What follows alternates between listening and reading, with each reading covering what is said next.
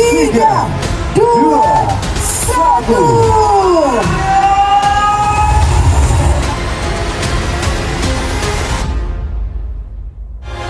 Sebagai bagian penting dari implementasi instruksi Presiden, pemerintah membangun Memorial Living Park di lokasi bekas Rumah Gedong PD, Aceh.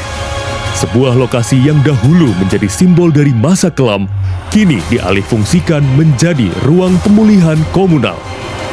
Dengan luas lebih dari 7.000 meter persegi, Memorial Living Park ini menggabungkan elemen monumen, taman damai, masjid, area publik, dan ruang edukasi hub.